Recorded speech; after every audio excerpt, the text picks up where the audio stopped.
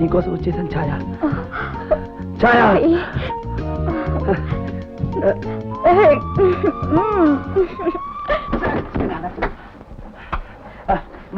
మామగారు క్షమించండి, నేను మీ మనవాళ్ళ లాంటి వాడిని. ఓ పక్కన ముసల్దంటూ ముద్దెట్టుకుంటా అంటారా? నేను ఈ బండి ఎక్కిన దగ్గర నుంచి చూస్తున్నాను ఈ వాలకం అంతా. నీ కళ్ళన్నీ నా పైనే. రాత్రి అంతా నిద్ర లేకుండా చేసావు కదరా నీ సోపులు పాడతాను. కొంచెం లాగండి, ఆగండి. ఎందుకండి బండిలో తెచ్చి బయటకు విసిరేస్తా సరే చూస్తారే. పట్టుకుని 4 గంటలు పిచ్చి ఓడిపోద్ది. ఆగండి ప్లీజ్. నన్ను పిచ్చివాడి కింద జమ కట్టి మీ అందరికీ పిచ్చెక్కక ముందే నా కథ మీకు చెప్తాను, కాస్త వినండి. జీవితాలు 2 రకాలు.